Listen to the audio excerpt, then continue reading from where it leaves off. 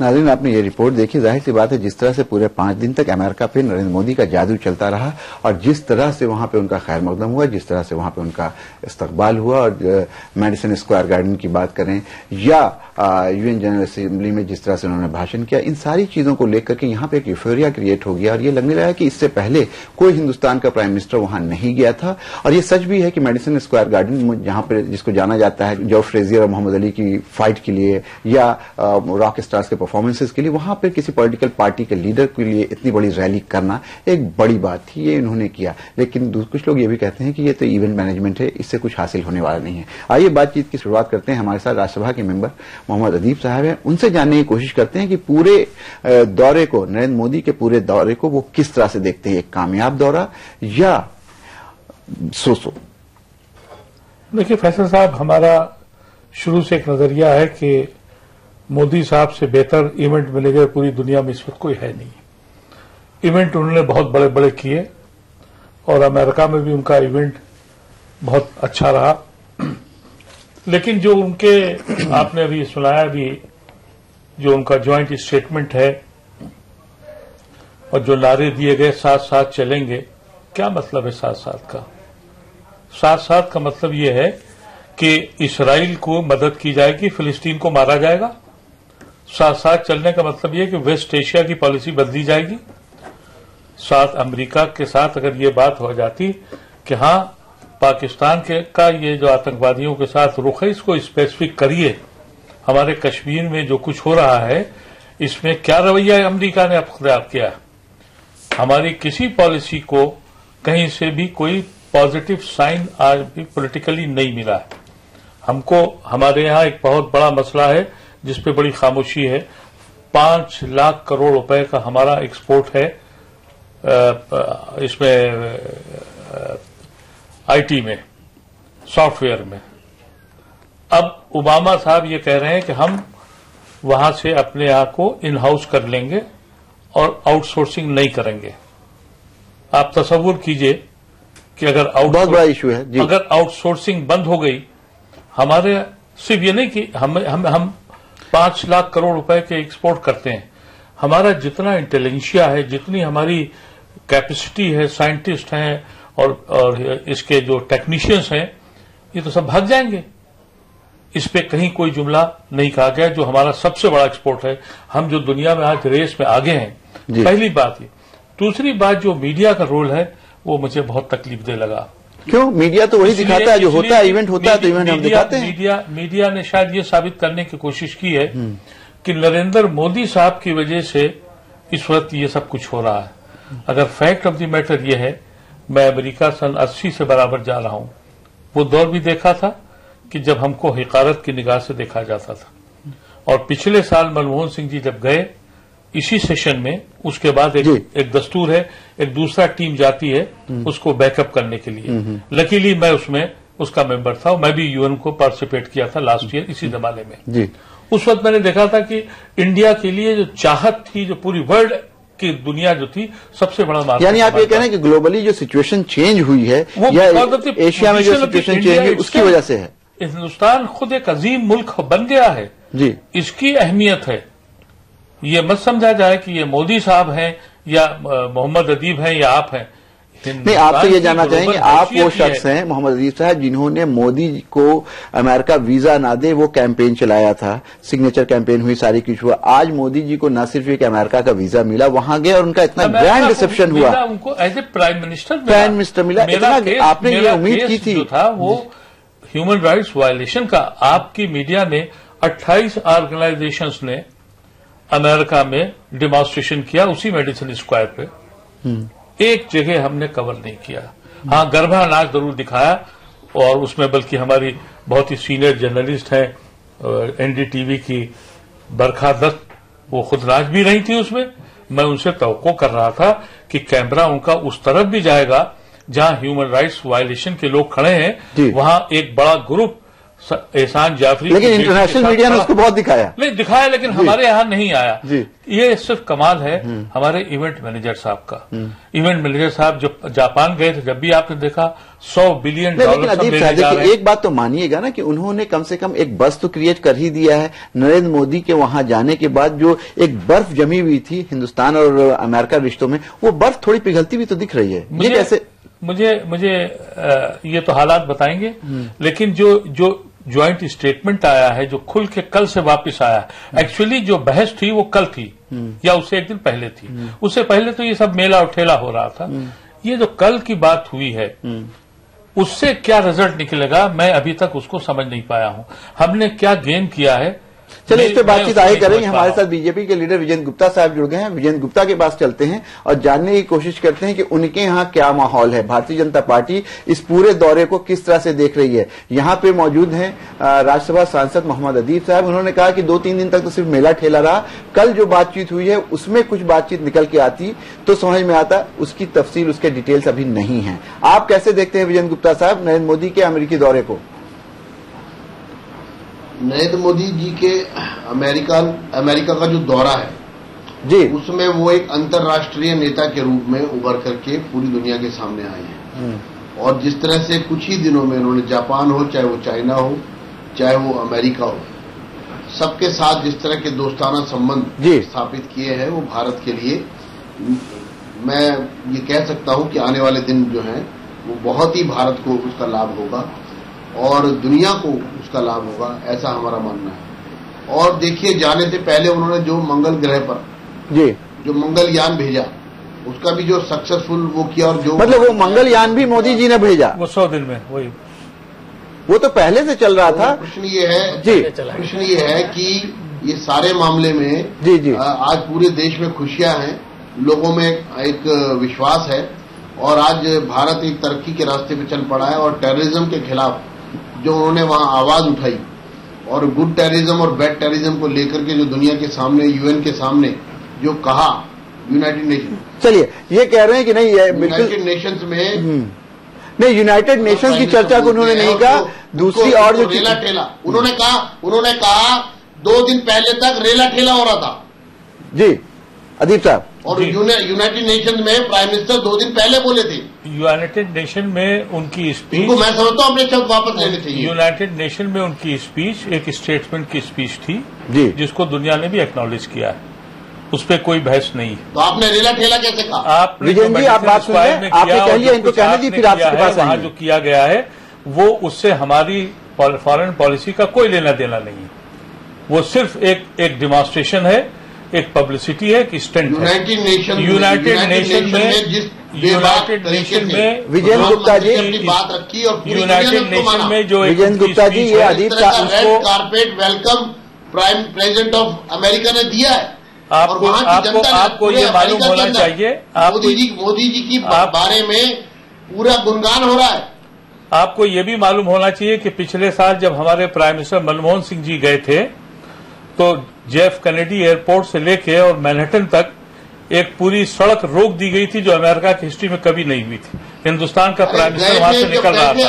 ये आपको शायद नहीं मालूम है। उसके बारे में आपका क्या कहना है? आपको हमारे पिछले प्राइम मिनिस्टरों को भी यही इज्जत दी गई है। सिर्फ यहाँ पर बैठकर यहाँ पर इस तरह की बातें करना नहीं, लेकिन बुरी बात अपने देश के प्रधानमंत्री के बारे में, विजेंद्र गुप्ता जी अंतर्राष्ट्रीय मंच पर आप सही कह रहे हैं विजेंद्र गुप्ता जी, लेकिन अदीब साहब ने ये बहुत स्पष्ट कहा कि उनकी जो स्पीच थी यूनाइटेड नेशंस में, उसकी ये तारीफ कर रहे हैं, बोल रहे हैं कि स्टेटसमैन की कहा कि 2 दिन पहले तक आप उसका अर्थ थोड़ा देखिए, ये स्पष्ट नहीं, आप सुन लीजिए मेरी बात। विजेंद्र गुप्ता जी को देखिए, विजेंद्र गुप्ता जी, ये मेडिसन स्क्वायर का जो फंक्शन था उसके बारे में कह रहे हैं।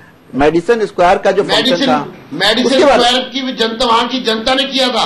चलिए ठीक है, चलिए वहां की जनता का विश्वास जीत कर आए। 45 करोड़ जो अमेरिकन हैं उनका विश्वास जीत कर आए हैं वो। चलिए आज भारत का नाम दुनिया में लिया जा रहा है। चलिए, विजेंद्र गुप्ता ये कह रहे हैं कि वहां पे सारे अमेरिकियों का दिल जीत करके आए हैं नरेंद्र मोदी जी। ये एक बहुत खुशी का माहौल है, बहुत अच्छा समय है और ऐसे में हम लोगों को उनको क्रिटिसाइज नहीं करना चाहिए। लेकिन हमारे साथ यहाँ पे आपके विरोधी कांग्रेस के मीम अफजल साहब बैठे हैं, आइए उनसे जानने की कोशिश करते हैं कि वो कैसे देखते हैं। आपने तो उसको बताया कि सब कुछ बहुत अच्छा था, मीम अफजल आप कैसे देखते हैं? देखिए, मैं थोड़ा सा वक्त लूंगा।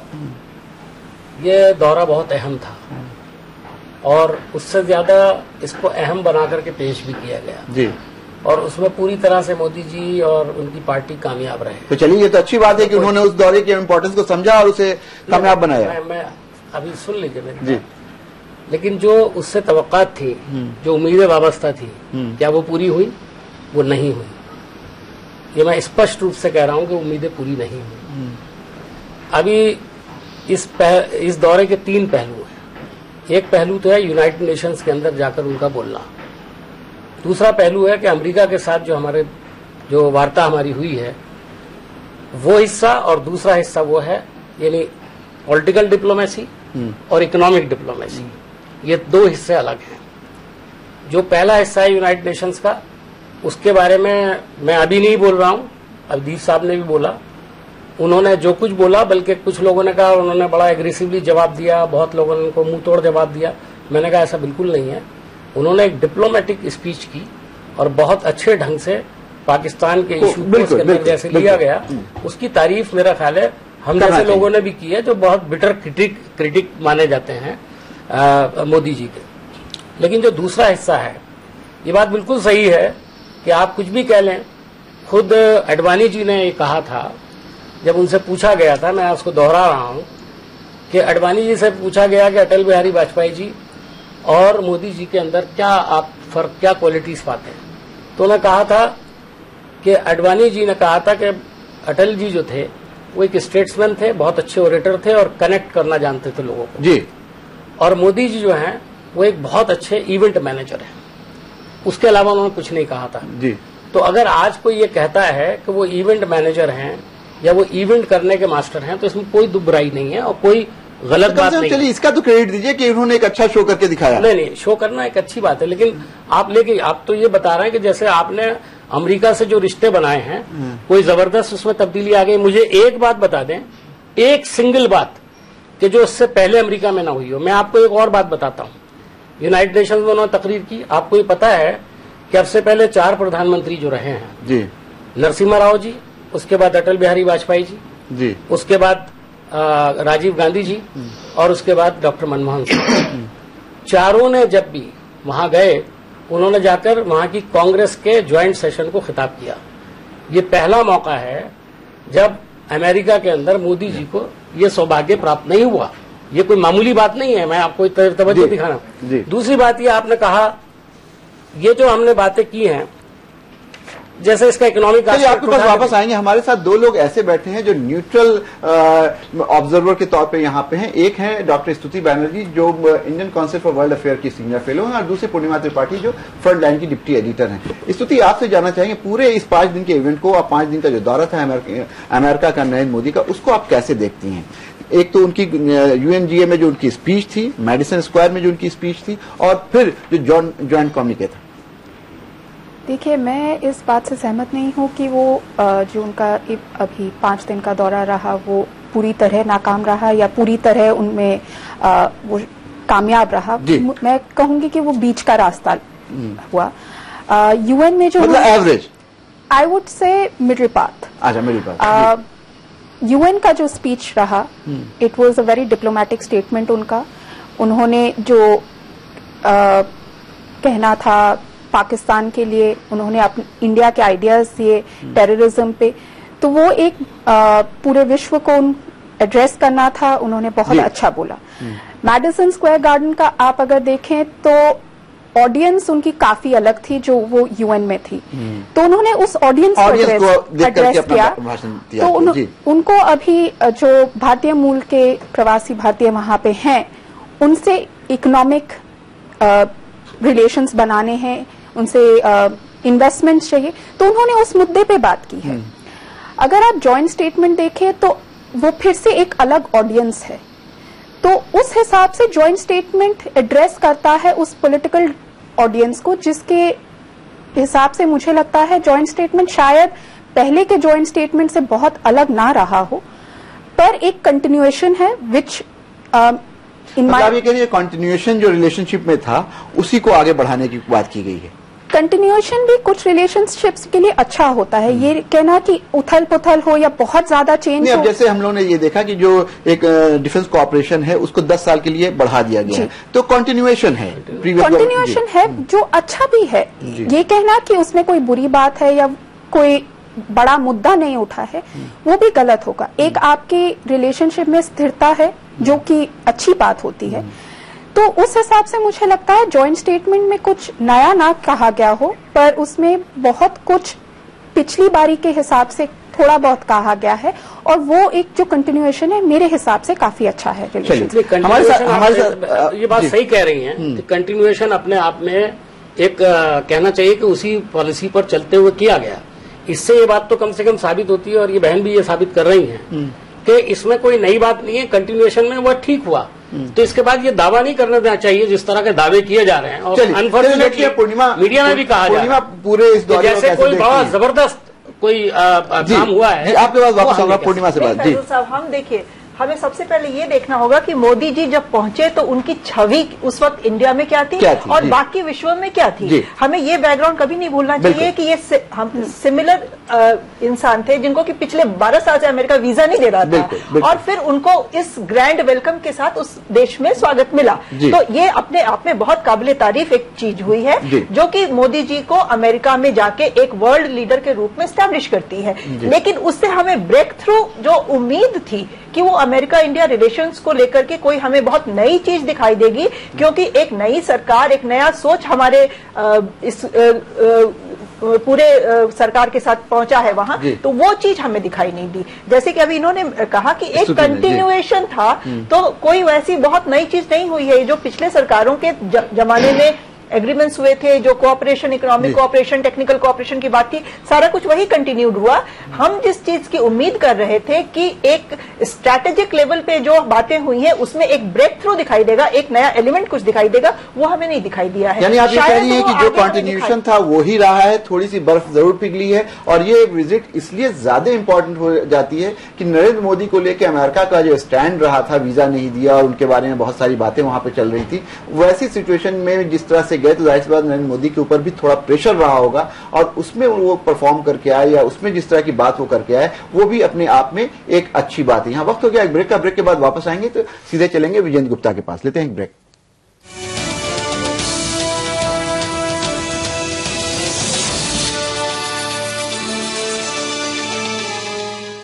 हिंदुस्तान की शान उर्दू का तर्ज बयान, समाज का आईना, हालात का तर्जुमान, आपके मसाइल आपकी जबान, खबरों की समझ, इंसाफ का कारवां, आलमी समय, सच की पहचान। बदलते हुए आलमी मंजरनामे और मुस्लिम दुनिया का मुकम्मल जायजा, मुल्क के सियासी उथल पुथल का गैर जानिबदाराना तज्जिया, रियासतों की सियासी व समाजी सरगर्मियों पर बहस, अदब का निगार खाना, मजहब और माहौलियात पर मालूमाती मज़ामीन, हर हफ्ते नए मौज़ूआत और नए रंग के साथ मुस्बत और तामीरी सहाफत का अलंबरदार उर्दू हफ्तरोजा आलमी सहारा, यानी समाज और सियासत का जामे जहानुमा। इंटरनेट पर भी कर सकते हैं इसका नजारा। लॉग ऑन करें www.alamisahara.com। समय परिवर्तन है, समय संजीवनी है, समय मनुष्य है, वर्तमान है, भविष्य है, मासूम ममता की मीठी सी झपकी है। समय सभी का है, समय तुम्हारा है, हम समय, ये समय हमारा है। रहिए समय के साथ।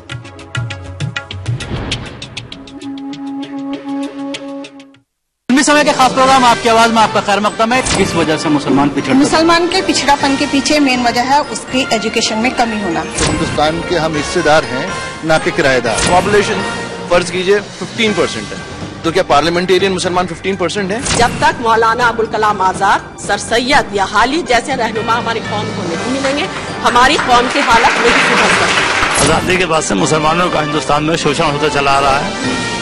कभी इनके लीडरों ने इनका शोषण किया है, कभी इनके मजहबी रहनुमाओं ने इनका शोषण किया है। डेवलपमेंट विकास के लिए दीनी और दुनियावी के बारे में सोचें, मुल्क की आवाम के बारे में सोचें, लेकिन असल फसाद की जिम्मेदार जो है वो अफसरान होते हैं। आपकी आवाज शनिचर की शाम 5:30 बजे और इतवार की दोपहर 12:30 बजे सिर्फ आलमी समय पर।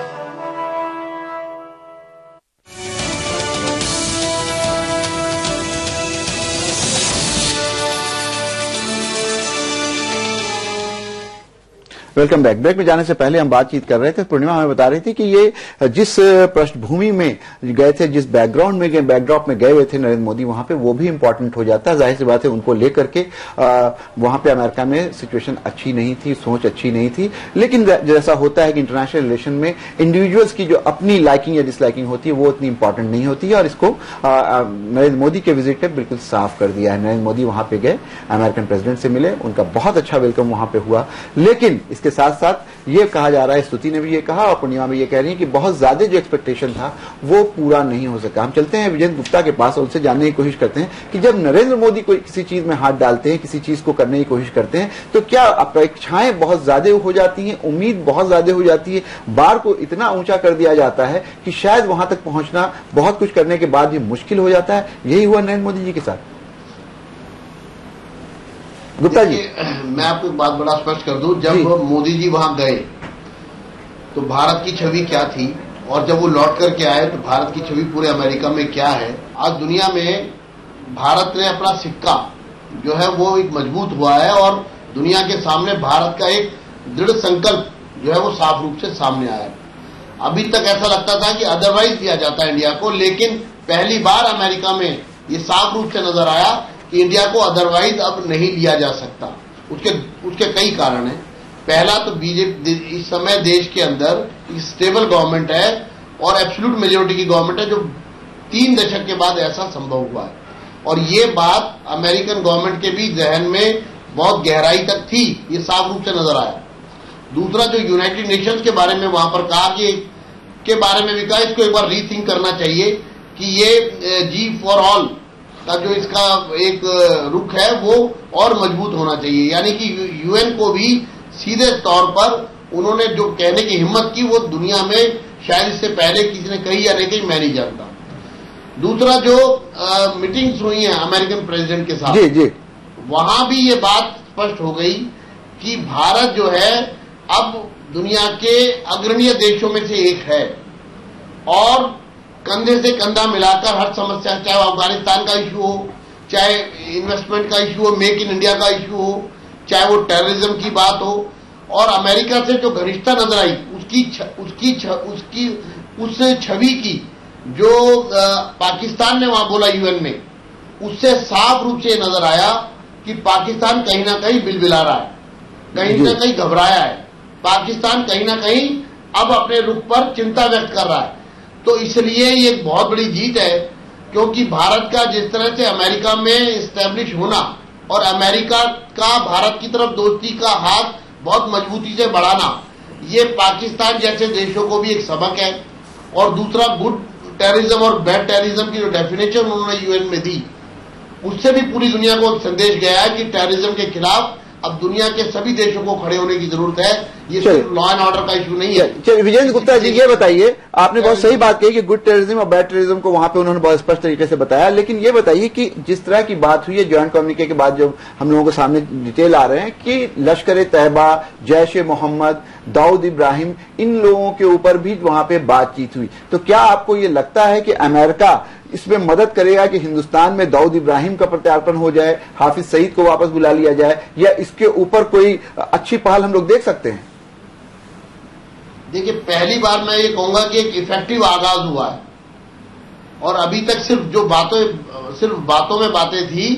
जी। पहली बार ऐसा लगा है दुनिया में और देश में कि अब इन सब चीजों के खिलाफ जबरदस्त मुहिम होने वाला है।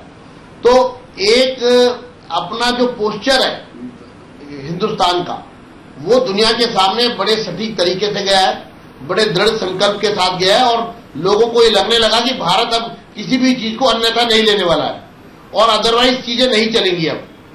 तो जो चीजें अदरवाइज नहीं चलेंगी, ये संदेश अमेरिका की यात्रा से निकला है। चलिए, और अमेरिका ने दोस्ती का हाथ बढ़ाया है। और अभी तक ये कहा जाता था कि भारत अमेरिका के साथ, अमेरिका भारत के साथ नहीं है। उस बात पर कहीं ना कहीं अभी एक जो विराम लगा है। चलिए, उस पर एक फुल स्टॉप लगेगा, ऐसा मेरा मानना है। चलिए वीरेंद्र जी, आपके पास वापस आएंगे। अमेरिका की मदद से जी कोई दूसरा देश भारत के ऊपर अगर कुछ दाव लगाने की कोशिश कर रहा था, तो अब उन देशों को समझ में आ जानी चाहिए कि भारत अब ऐसे दबने वाला नहीं है। चलिए, पूर्णिमा जी कुछ कहना चाहिए। पूर्णिमा, आपसे जानना चाहेंगे, जिस तरह की बात हुई, जाहिर सी बात है उतना इंपॉर्टेंट इशू नहीं होता है बायोलैटरल इसमें, लेकिन उसके बावजूद मैं आज इंडिया के सारे न्यूज़पेपर में देख रहे हैं तो इसी पे ज्यादा चर्चा है कि जैश ए मोहम्मद, हाफिज सईद, ये इन पे बातचीत हुई है। तो क्या आपको ये लगता है कि गुड टेरर और बैड टेरर जो नरेंद्र मोदी ने वहां पे समझाया है वो अमेरिका को समझ में आ गया है और अमेरिका अपने सबसे बड़े स्ट्रेटेजिक एलाइज पाकिस्तान के ऊपर प्रेशर बना करके इन दोनों को वापस भेजेगा? एग्जैक्टली नहीं, यही तो सबसे बड़ा मुद्दा है जिसको हम समझना चाहते हैं। अमेरिका ने उसके ऊपर क्लियर कुछ नहीं कहा है, उसके ऊपर इन एज मेनी वर्ड्स कुछ स्टेटमेंट नहीं आया है।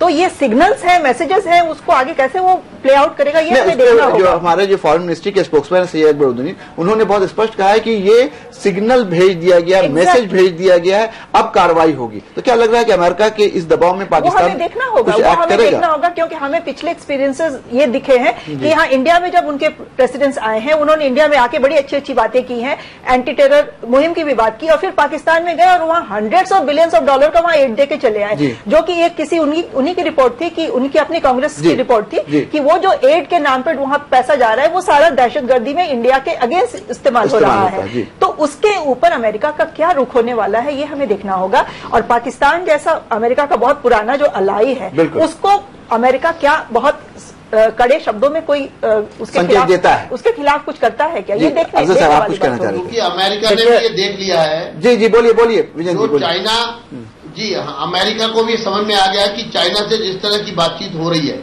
और हुई है, और दोस्ती का हाथ जैसा भारत और चाइना, और 35% दुनिया तो भारत और चाइना है, और फिर जापान का जिस तरह का कॉपरेशन हिंदुस्तान को मिलने जा रहा है, तो अमेरिका को भी लग रहा है कि भारत अब चुप बैठने वाला नहीं है।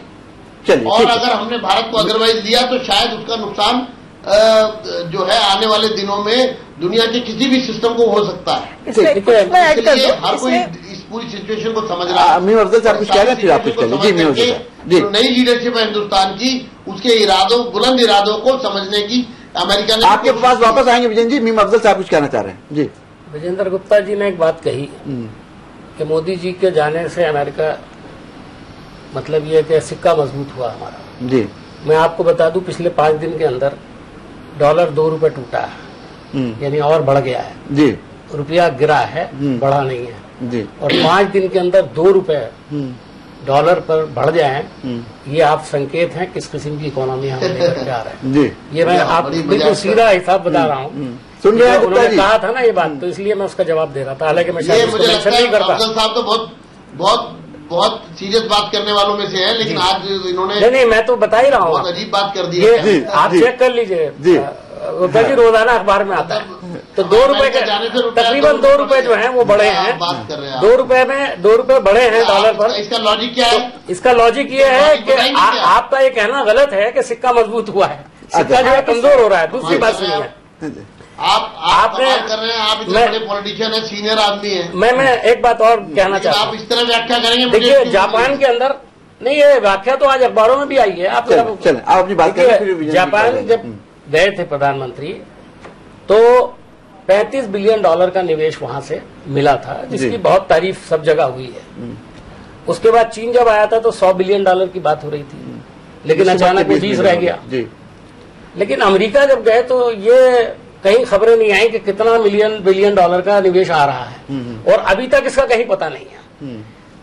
19 कंपनियों से अमेरिका से जो निवेश, सुन लीजिए विजय गुप्ता जी, 17 कंपनियां मेरे पास पूरी लिस्ट है जी। इनमें सिर्फ एक कंपनी ऐसी है जिसका नंबर 19वां है 500 उन कंपनियों के अंदर जो टॉप 500 कंपनीज हैं। बाकी सबका नंबर बहुत बाद में है। और खुशकिस्मती से या भारतीय जनता पार्टी के दावे हैं, उसकी वजह से मैं कह रहा हूं कि ये सारी कंपनियां 17 की 17 कंपनियां ऑलरेडी निवेश किए हुए हैं भारत के अंदर, उनको कभी किसी ने रोका नहीं निवेश करने से। अब वो कितना बढ़ा पाएंगी ये अगले 3 महीने में हम आपको बताएंगे। क्योंकि हम अब ये बात देखेंगे चलिए कि निवेश के नाम पर जो आप बातें कर रहे हैं के बाद क्या निवेश आया, उसके बाद कितना है। विजेंद्र जी ने एक बात कही कि अब अमेरिका को समझ में आ गया है कि भारत भी चुप नहीं बैठेगा, उसको भारत की तरफ से जवाब मिला है। ये हम थोड़ा हिस्टोरिकल बैकग्राउंड देखें तो अमेरिका और इंडिया के रिश्ते हमेशा हमने एट पार देखे हैं। हमारे हर प्राइम मिनिस्टर ने अमेरिका को हमेशा एहसास कराया कि अगर अमेरिका की तरफ से एंटी इंडिया एक्टिविटी होती दिखाई देगी तो इंडिया उसका जवाब देगा। ये चाहे 71 वॉर के बाद इंदिरा गांधी जब गई थी निक्सन के साथ की वो अपीयरेंस थी, उस वक्त उन्होंने बहुत क्लियर वर्ड्स में ये मैसेज दिया था। दूसरा, एक विजेंद्र जी बात सुन लीजिए, नहीं विजेंद्र जी बात सुन लीजिए। उसके बाद जब अटल जी प्रधानमंत्री बने तो न्यूक्लियर जो टेस्ट हुआ हमारा, उसके बाद जो अमेरिका ने जो रुख अपनाया उसकी उन्होंने जरा भी परवाह नहीं की। फिर मनमोहन सिंह भी उन्होंने जो पॉलिसीज अपनाई, तो ये प्राइम मिनिस्टर्स हमारे चाहे किसी भी पार्टी के रहे हो, हम उसके ऊपर उठ के देख रहे हैं कि विज विज अमेरिका उनका एक स्टैंड बहुत क्लियर रहता है कि हमको एट पार आप ट्रीट कर सकते हैं, you can not treat us like subordinates. ये बहुत आपस में बराबरी का रिश्ता है, उसके ऊपर हम सिर्फ मोदी जी को ये क्रेडिट दें, ये थोड़ा सा अनफेयर होगा। दूसरी चीज मैं ये एक चीज ऐड कर दूं, ये मोदी जी की ट्रिप को हम ये देखें कि वो खुद को as a world leader in America एक एस्टैब्लिश करने के एक्सरसाइज के रूप में बहुत सक्सेसफुल रहा है, बट उससे ज्यादा हमको उससे आउटकम्स अभी दिखाई देने के लिए वेट करना होगा। चलिए स्तुति, अभी हम लोग अदीप साहब ने बात अभी आपने जो कहा मैं उस पर क्विक भारत की तरफ से ये जरूर सिग्नल दिए गए, लेकिन पहली बार अमेरिका की तरफ से इस तरह की सिचुएशन आई है कि उसने अमेरिका ने भारत को एक कमिटेड जिसको कहते हैं लीडरशिप के साथ इस देश को समझा है। और जो वर्ल्ड लीडर की बात आप कह रहे हैं वो भी जो झलक वहां पे अमेरिका ने देखिए, टेररिज्म पर जितने बयान आज तक पिछले प्रधानमंत्रियों के ज्वाइंट स्टेटमेंट उठाकर देख लीजिए, बात कह रही है। स्तुति आपसे जानना चाहिए, विजन जी आपने अपनी बात कह ली, आपके पास वापस आऊंगा। डॉक्टर स्तुति यहाँ बैठी हुई, आपने देखा कि ये बातचीत हो रही है कि हम साथ साथ चलेंगे। साथ साथ कहाँ चलेंगे? क्या इंडिया और अमेरिका बहुत सारे ऐसे कंटेंशियस इश्यूज हैं जिसपे साथ साथ चल सकते हैं? जैसे मैंने कहा कि टेररिज्म की बात जब होती है, गुड टेरर और बैड टेरर, तो अगर हम टेररिज्म के बारे में कुछ कहते हैं तो अमेरिका दूसरी तरफ देखने लगता है। उसके बाद आप बात कर रहे हैं कि चाइना को लेकर के, चाइना जिस तरह से एग्रेशन दिखाता है, चाहे वो चुमोक में हो चाहे वो दूसरी जगहों पे हो, अमेरिका क्या इस पोजीशन में है? इसलिए कि सबको पता है कि पूरे अमेरिका की जो इकोनॉमी है वो चाइना पे डिपेंडेंट है। तो अगर कोई ऐसी स्थिति होती है कि इंडिया और चाइना जिसको आमने सामने लाने का प्रयास कर रहा है, कोशिश कर रहा है अमेरिका, अगर ऐसी कोई सिचुएशन होती है, क्या आपको लगता है अमेरिका हमारे साथ चलेगा?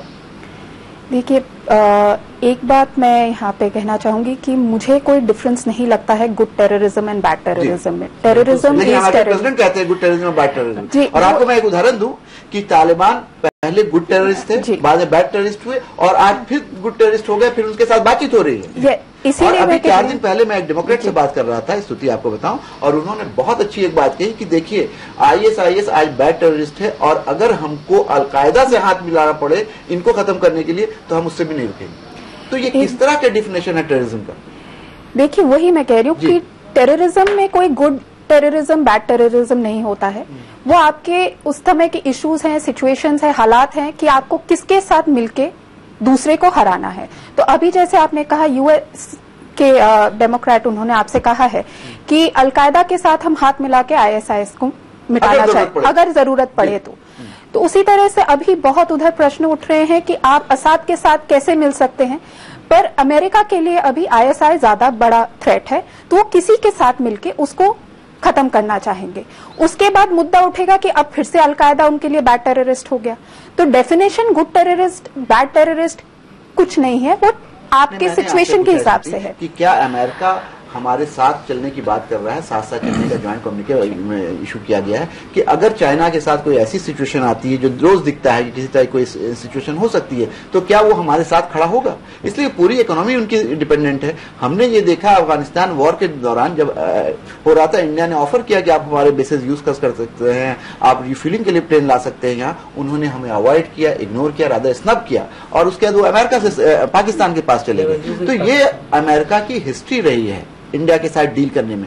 क्या आपको एकदम उसमें कोई शिफ्ट दिख रहा है या कोई यू टर्न दिख रहा है?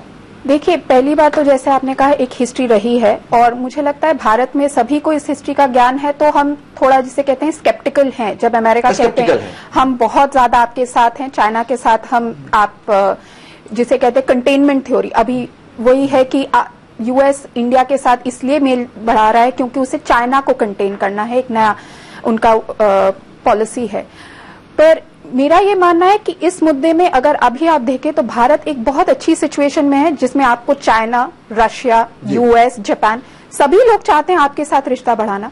तो अब ये भारत के ऊपर है कि वो इस रिश्ते को सबके साथ किस तरह से मेल बढ़ाए और अपने फायदे के लिए मेल बढ़ाए।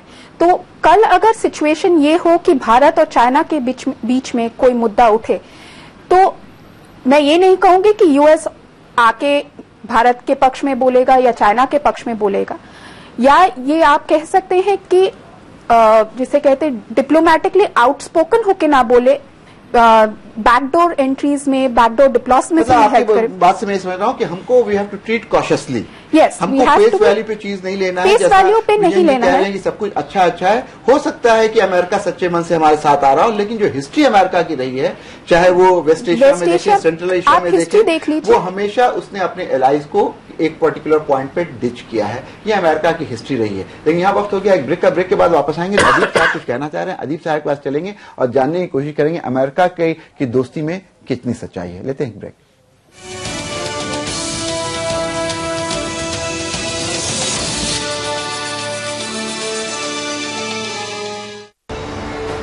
दुनिया बन गई है ग्लोबल शहर, तो जानिए हर मुल्क की अहम खबर, हलचल पड़ोसी मुल्क की या सात समंदर पार की, हालात मुस्लिम ममालिक के या करवट आलमी बाजार की। देखिए आई नए आलम, रोजाना रात 9 बजे सिर्फ आलमी समय पर। समय परिवर्तन है, समय संजीवनी है, समय मनुष्य है, वर्तमान है, भविष्य है, मासूम ममता की मीठी सी झपकी है। समय सभी का है, समय तुम्हारा है, हम समय, ये समय हमारा है, रहिए समय के साथ।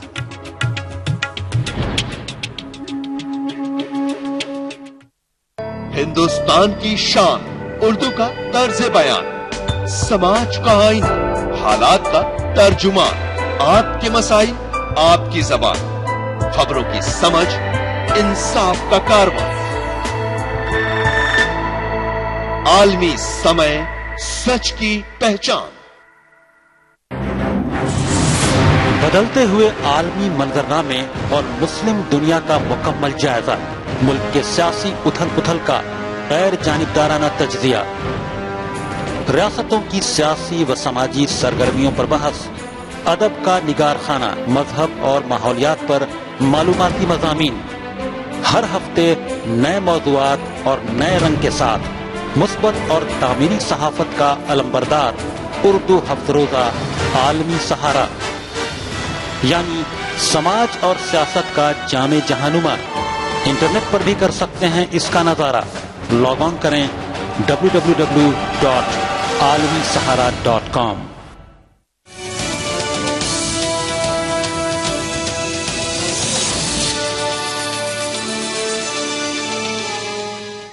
खुली बहस में आपका एक बार फिर खैर मकदम है। हम बातचीत कर रहे हैं कि अमेरिका और हिंदुस्तान कितना करीब आया है नरेंद्र मोदी के यूएस दौरे के बाद। विजय गुप्ता साहब ये कह रहे हैं कि बहुत अच्छा रहा है, बर्फ पिघली है, बहुत सारी नई शुरुआत हुई है। अदीप साहब ने भी कहा कि साथ साथ चलने की बात हुई है, लेकिन इन सारी चीजों के बीच में कहीं ना कहीं डॉक्टर स्तुति और पूर्णिमा ये कह रही है कि ठीक है, अच्छा है, और जिस इसमें गए थे, जिस माहौल में गए थे, उसमें इससे ज्यादा की उम्मीद नहीं की जानी चाहिए। लेकिन आने वाला वक्त ये बताएगा कि इस दौरे से हिंदुस्तान को क्या फायदा हुआ। जिस तरह कि अमेरिका की हिस्ट्री रही है, आप सबको मैं याद दिलाऊं कि 1971 में 7th फ्लीट आने वाला था और वक्त पे नहीं आया। तो ये सिर्फ एशिया में नहीं बल्कि वेस्ट एशिया की बात करें, अगर आप देखें अभी हालिया दिनों में बात करें तो बेन अली के साथ भी यही हुआ टूनिशिया में। उससे पहले अली अब्दुल्ला साले के साथ भी यही हुआ कि उनको अमेरिका ने ये भरोसा दिलाया कि आपके साथ हम हैं, आपके साथ हम हैं, और लास्ट में वो पीछे से बैकआउट कर गए। हुस्नी मुबारक के साथ भी यही हुआ। ठीक है, ये रिजिम्स अच्छे नहीं थे, डिक्टेटोरियल रिजिम्स थे, लेकिन कहीं ना कहीं अमेरिका के बहुत बड़े एलाइज थे। तो जब वक्त पड़ता है तो अमेरिका अपनी देखता है, दूसरों की परवाह नहीं करता है। अदीब साहब, आपसे जानना चाहेंगे, जिस तरह का भरोसा अमेरिका दिला रहा है कि वॉर अगेंस्ट टेरर में आप हमारा साथ दीजिए, और कहीं ना कहीं अंदर खाने ये भी बात हुई कि चाइना को कंटेन करने में आप हमारा साथ दीजिए, मैरीटाइम सिक्योरिटी की जो बात हो रही है वो कहीं ना कहीं साउथ चाइना सी में चाइना के बढ़ते हुए इन्फ्लुएंस को देखते हुए की जा रही है। इंडियन नेवी में भी अमेरिका ने अपना इंटरेस्ट दिखाया। हमारी एयरफोर्स और आर्मी पे उतनी बात नहीं हो रही है, नेवी पे बात हो रही है। तो कहीं ना कहीं उसका मकसद बिल्कुल क्लियर है। क्या आपको लगता है कि ये वैसा एलाई है, वैसा दोस्त है जिसका भरोसा करें? आपने वो बात खुद ही पहले कह दी। हिंदुस्तान थर्ड वर्ल्ड कंट्री का हमेशा लीडर रहा है और उसका मुकाबला हमेशा अमेरिका से हुआ। अमेरिका ने कभी भी अपने अलाई को सपोर्ट नहीं किया at the time of crisis. ये सारा पूरी दुनिया जानती है। यानी जो उनका सबसे बड़ा अलाई था, हमको ईरान को इतना पैसा दिया था शाह को कि हिंदुस्तान को चेक में रखो। जब उन पे वक्त आया तो ईरान को के बादशाह को, शाह को अपने आने तक नहीं दिया। वो कैंसर में कहीं और जाके पनामा में मरा। ये इनकी पूरी तारीख है। हम उनके ऊपर इतना रिलाई नहीं कर सकते। जहां तक उनका सवाल है, अभी यहाँ पर आज जो अभी डिस्कशन में बात आई, हमारे साथी ने कहा अमेरिका इस वक्त सबसे ज्यादा परेशान है ISIS से। जी, अब उसको ISIS के लिए सहयोगी चाहिए। अभी तक कोई बयान तो आया नहीं है, लेकिन ये जरूर कहा गया साथ साथ चलेंगे। जी, मुझे नहीं मालूम साथ साथ चलने में क्या हिंदुस्तान उसमें जाएगा। नहीं, कैसे जा सकता है? सीरिया हमारा सबसे अच्छा एलाई है। मैं आपसे यही, बशर असद हमारे दोस्त है। मैं आपसे यही तो अर्ज कर रहा हूं। अमेरिका हमेशा इस्राइल के साथ रहा है, हिंदुस्तान हमेशा वेस्ट एशिया और फिलिस्तीन के साथ रहा है। दोनों में कंट्राडिक्शन है, कैसे साथ साथ चलेंगे मुझे नहीं मालूम। ये जो कहा जा रहा है कि अब हिंदुस्तान सबसे बड़ा है, यही मेरा इख्तलाफ है। हिंदुस्तान बड़ा है। दुनिया इस वक्त हिंदुस्तान को देख इसलिए रही है कि हिंदुस्तान एक बहुत बड़ी पावर है। लेकिन जब ये क्रेडिट सिर्फ एक आदमी को आप देने लगे तो मैं समझता हूं या तो मेरी नासमझी है या किसी की बहुत ज्यादा अकल है, या तो मैं ना समझ। अदीब साहब, एक बात बताइए, क्या आपको ये बात मानने में थोड़ी सी प्रॉब्लम है कि मनमोहन सिंह के पीरियड में कहीं ना कहीं एक पॉलिसी पैरालिसिस की सिचुएशन हो गई थी, लगता था काम रुका हुआ है। वो बात वो इंटरनल बात थी, वो इंटरनल बात है। उनकी शैली अलग थी, इनकी शैली अलग है। इनकी शैली एग्रेसिव है, लोगों को अच्छी लगती है, इसीलिए पब्लिक स्टाइल ऑफ फंक्शनिंग इनको पब्लिक ने वोट भी दिया। ये सब बातें बिल्कुल सेपरेट है। लेकिन जब हम बात कर रहे हैं इंटरनेशनल रिलेशन पर, और जब बात हम कर रहे हैं कि आज हिंदुस्तान और अमेरिका ने कहीं बैठ के जिसका इतना बड़ा हंगामा खड़ा हुआ, यूएन में हर साल हमारे जाते हैं सेशन में, हमारा प्राइम मिनिस्टर जाता है, दुनिया के प्राइम लीडर जाते हैं, लेकिन इस बार एक खास हवा थी और एक बड़ा प्रोपेगेंडा था।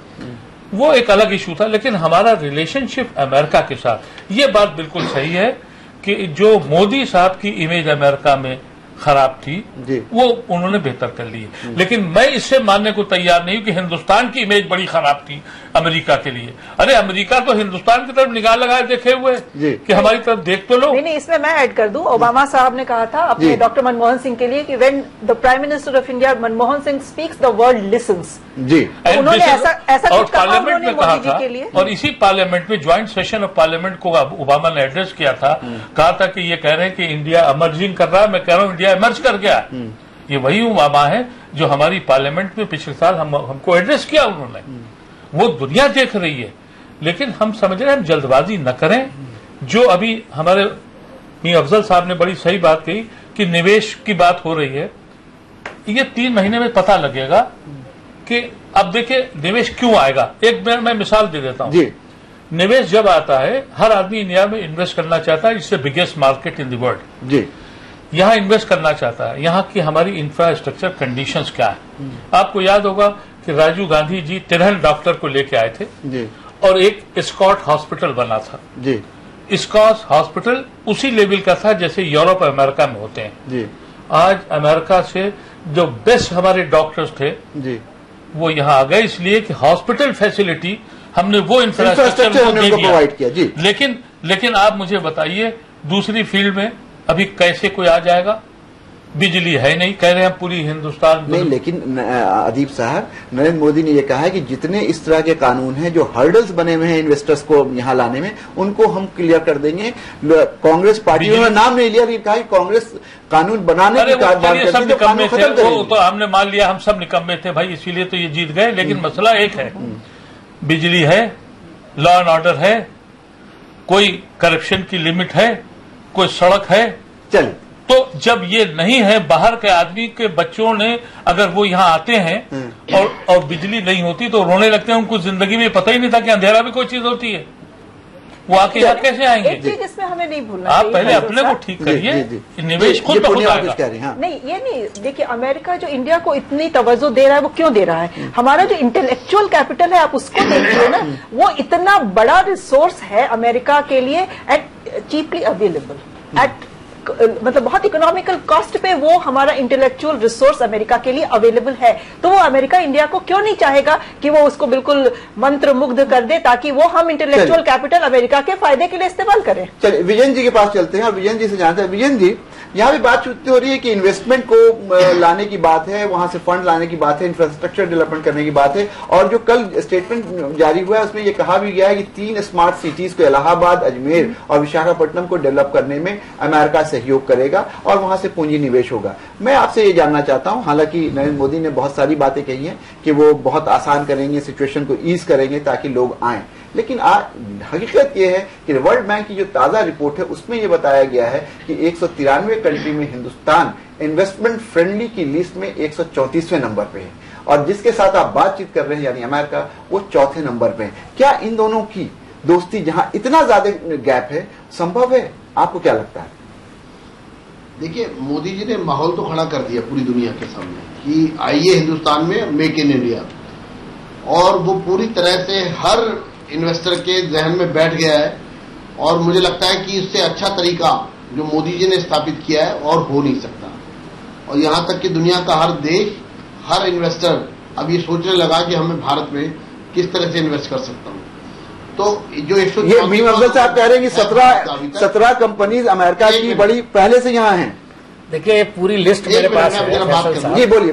जिस तरह की सिक्योरिटी, जिस तरह का रेड टेपिज्म और जिस तरह का तमाम हर्डल्स को दूर करने की बात प्राइम मिनिस्टर ने खुद उनके ध्यान में डाली है, और सिर्फ जहन में नहीं डाली, उन पर विश्वास, पक्का विश्वास जम गया है जी। और पूरी तरह से लोग अब इस विश्वास को आगे बढ़ाने के लिए तैयार है। तो ये डेफिनेटली है कि भारत का नंबर में काफी सुधार होगा, और आने वाले 1 साल के अंदर अंदर मैं समझता हूं कि इसके जो है क्लियर कट जो है वो साउंड हमारे साथ कानों में पड़नी शुरू हो जाएगी। मैं विजेंद्र गुप्ता जी को एक बात ये कहूंगा कि प्लीज आपसे दरखास्त करूंगा, चेक करें 2-3 चीजें। 17 कंपनी जिससे मोदी जी मिले हैं वो ऑलरेडी इंडिया में बिजनेस कर रही हैं, उनको यहाँ के पूरे एनवायरमेंट का पता है। अगर मोदी जी ने उनको कोई गारंटी दी है, जैसी कि उन्होंने चाइना के वक्त में दी, जैसी जापान के वक्त में दी, कि भाई हम यहाँ इंफ्रास्ट्रक्चर को इस काबिल बनाएंगे, इस तरह के लॉज बनाएंगे कि आप सीधा एक टेलीफोन करें और आपकी कंपनी कायम हो जाए, ठीक। तो ये लोग जो पहले से आए हैं, लेकिन आप एक जो फर्क वाजे तौर पे नजर आ रहा है, चाइना में आपने $20 बिलियन के निवेश की बात सुनी, $35 बिलियन के निवेश की बात जापान में सुनी, लेकिन अमेरिका के इतने बड़े दौरे में जिसको इतना हाइप किया, हमारे मीडिया शायद जिंदगी में पिछले आजादी के बाद कभी मीडिया ने अमेरिका में, वैसे आजकल कांग्रेसी जो है मीडिया के ऊपर बहुत ज्यादा इल्जाम लगा रहे हैं, ये बड़ा मुश्किल है। की बात नहीं है, ये तो सभी लोग कह रहे हैं कि 24 घंटे जिस तरह से इसको कवरेज दिया गया, मैं इसको नहीं कह रहा हूं गलत है, तो जाहिर है कि उसके नतीजे में लोगों की उम्मीदें बढ़ी हैं, मैंने शुरू में ये बात कही। लेकिन आपका 1 रुपए का भी निवेश की गारंटी किसी ने दी हो, कहीं किसी स्टेटमेंट में आया हो?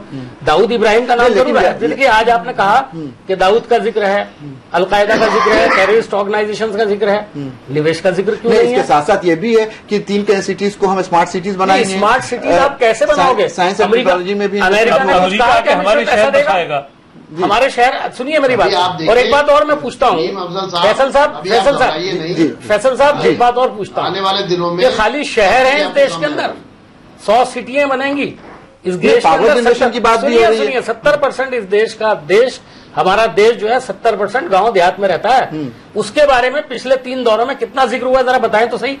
किसान के लिए क्या होगा, एग्रीकल्चर के लिए क्या होगा, कौन सा कॉन्ट्रैक्ट किया गया, कौन सा एग्रीमेंट साइन किया गया, जिससे हमारे अंदर यहाँ तक की टॉयलेट बनाने तक की बात अमेरिका में की है, अमेरिका में गरीब की बात की है, और अगर मोदी जी का अमेरिका में योग की भी बात की है, सारी बातों पर बात की है। एक रास्ते पर जाता है, बात करने से नहीं होता ना, सफाई की भी बात की, गंगा सफाई की भी बात की है, जो भी इन्वेस्ट की सफाई स्वच्छता की बात की है, और अमेरिका ने खुद हिंदुस्तान के सैनिटेशन पर अपनी सहमति जाहिर की है कि हम पूरी तरह हिंदुस्तान के साथ हैं। चलिए स्तुति आपसे जानना चाहेंगे, डॉक्टर स्तुति आपसे जानना चाहेंगे कि जो जिस तरह का क्लाइमेट है, इन्वेस्टमेंट का क्लाइमेट हमारे यहाँ, जिस तरह की ग्राउंड रियलिटी है, मैं ये नहीं कह रहा हूँ अच्छी है बुरी है और नरेंद्र मोदी एक दिन में इसको समाप्त कर देंगे, मुश्किल है, मैजिक वैंड नहीं है उनके हाथ में, जादू की छड़ी नहीं है। आपको मालूम है करप्शन किस तरह का है, आपको मालूम है कि किस तरह की यहाँ पे सिचुएशन है, और आपको याद दिलाएं कि इन्वेस्टमेंट की बात हम करते हैं, संगरूर में क्या हुआ, लैंड एक्विजिशन हिंदुस्तान में कितना टफ काम है, नया लैंड एक्विजिशन एक्ट हमारे पास है, ये सारी चीजें हैं जिसको सामने रखने के बाद ही आप किसी इन्वेस्टमेंट को इनवाइट कर सकते हैं और उसके लिए जमीन तैयार कर सकते हैं। क्या ये संभव है जिस तरह की बात नरेंद्र मोदी साहब ने कही और जिस तरह का आश्वासन वहां सीईओ से मीटिंग में दिया है, वो कि एकदम एकाएक सारी चीजें पलट जाएंगी और इंडिया में 3 स्मार्ट सिटीज बन जाएंगी, विलेजेस का भी डेवलपमेंट हो जाएगा, पावर जनरेशन भी हो जाएगा, रिसर्च एंड डेवलपमेंट भी हो जाएगा? देखिए, अगर आप अमेरिकन मीडिया को देखें तो आप उनको पढ़े तो उनको लगता है कहीं आपको ये एक प्रो बिजनेस प्राइम मिनिस्टर आए हैं, एंड इनका जो चीफ मिनिस्टर का दौर रहा है गुजरात में, जिसमें उन्होंने इतना इन्वेस्टमेंट, जैसे आपने कहा सिंगूर का, टाटा वेस्ट बंगाल से गुजरात चली गई, तो उस पूरे जिसके तहत बैकग्राउंड को देख के थोड़ा बहुत अमेरिकन इन्वेस्टर को इतना भरोसा है कि शायद अभी कुछ बदलाव आएंगे।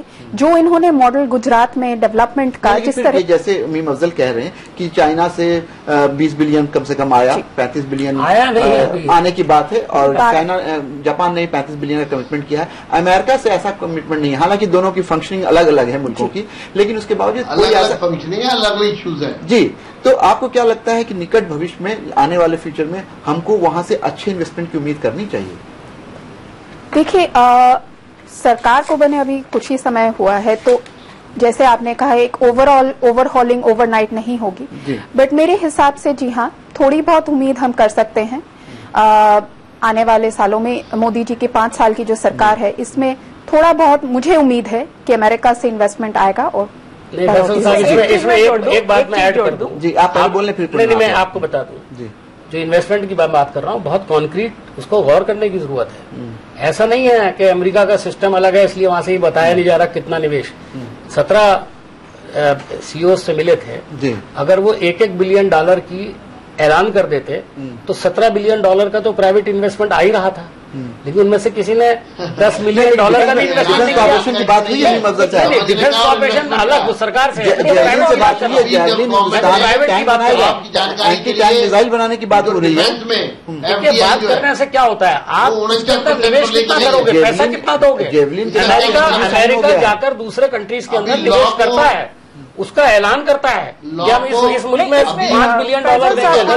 हमने ये देखा है पिछले दिनों में, सालों में हमने देखा है कि जब भी यहाँ से कोई प्राइम मिनिस्टर उधर गया या वहाँ का प्रेसिडेंट आया तो एक बिजनेस डेलीगेशन उनका पहले आता है, बातें होती हैं, लंबे चौड़े इन्वेस्टमेंट के वादे भी होते हैं, लेकिन वो जमीन पे पहुंचते नहीं है। तो इस बार हम थोड़ा वेट कर लें, थोड़ा वॉच कर लें। जहां तक अमेरिका और इंडिया का रिश्ता है, मुझे एक बचपन की कहानी याद आ रही है कि जब लोमड़ी और सारस एक दूसरे के घर, वो लोमड़ी ने सारस को बुलाया खाने पे और खीर बनाई, और उस खीर को सारस के लिए एक प्लेट में, थाली में रख दिया। तो शायद इंडिया अमेरिका का कुछ वैसा ही है कि वो खीर को थाली में रख दिया और सारस बेचारा चोंच से कितना खा सकेगा, वो हमें देखना है। सारस बेचारा खीर को कैसे खा सकेगा चोंच से? जी अदीप साहब। देखिए, अभी जो ये कहा गया कि इन्वेस्टमेंट अमेरिका से आ सकता है, मैं इसको बिलीव करता हूँ। जब मनमोहन सिंह जी फाइनेंस मिनिस्टर बने थे चंद्रशेखर जी की सरकार के, उसके बाद उस वक्त मैं अमेरिका में था और अमेरिका में एक कॉन्सेप्ट ये था और एक आम रविश थी, क्योंकि उससे पहले हमारी क्लोज इकोनॉमी थी, इतनी बड़ी मार्केट की। जब ये खुली, every second American used to say कि 2000 India will be on the top of the world, और मैं भी ये समझ के अपना सामान बांध के हिंदुस्तान आ गया कि 2000 में हम दुनिया के पावर होंगे। लेकिन यहाँ की प्रैक्टिकल प्रॉब्लम्स ने हमको वहां तक नहीं जाने दिया और चाइना हमारे साथ उसी वक्त उठा था, वो चला गया। हमारे कहीं बेसिक अभी इंफ्रास्ट्रक्चर की बात होनी चाहिए, अभी वो माहौल पैदा करने की बात होनी चाहिए। ये लंबी लंबी बातें करके, जैसे हमने इलेक्शन में ये कहा 16 मई 2014 को पूरी दुनिया का काला धन आ जाएगा, हम भी बड़े खुश हो गए कि साहब पूरी दुनिया का काला धन आ रहा है। भाई मुझसे कोई बताए कोई 1 रुपया आया कहीं से, कहा गया? तो वो सब बातें ये आ जाएगा, ये नहीं, वेट करके लेकिन अदीब साहब ये तो मानिएगा ना कि किसी भी काम को करने में, प्रक्रिया में, प्रोसेस में टाइम लगता है। I fully understood, I fully appreciate, time लगता है, लेकिन किसी एक इशू को देखकर ये कह देना कि अब हमने पूरा दुनिया फतेह कर ली, ये हमारा कहीं से मिसकॉन्सेप्ट है। नाज़रीन, आपने ये बहस देखी, जाहिर सी बात है जिस तरह की बात पूर्णिमा ने कही कि जिस तरह का सिचुएशन बना हुआ था उसमें नरेंद्र मोदी वहां पे गए और वहां पे जाकर के उन्होंने एक कामयाब दौरा किया। अपनी स्पीच को डॉक्टर स्तुति ने भी कहा कि बहुत अच्छी स्पीच थी, अदीब साहब ने भी कहा, और सारे लोगों ने उनकी कम से कम यूएनजीए में जो एड्रेस था उसकी तारीफ की। जहां तक रहा सवाल कि इन्वेस्टमेंट आएगा या नहीं आएगा, किस तरह का कॉपरेशन होगा या नहीं होगा, ये दो मुल्कों की जो बायलैटरल रिलेशन होते हैं उसमें एक दिन की चीज नहीं होती, उसमें काफी टाइम लगता है। हिंदुस्तान की बात करें तो हिंदुस्तान में जो ग्राउंड रियलिटी है वो इतनी डिफिकल्ट, इतनी टफ है कि इस टेरेन में बहुत जल्दी कोई तब्दीली देखना बहुत आसान नहीं होगा। लेकिन एक बात तय है कि नरेंद्र मोदी के अमेरिका दौरे के बाद अमेरिका और हिंदुस्तान के रिश्ते में कुछ गर्मी जरूर आई है। हम तमाम मेहमान का शुक्रिया अदा करेंगे। आज खुली बहस में बस इतना। आप इंटरनेट पर भी देख सकते हैं आलमी समय को, लॉग ऑन करें समयलाइव.com। मुझे इजाजत दीजिए।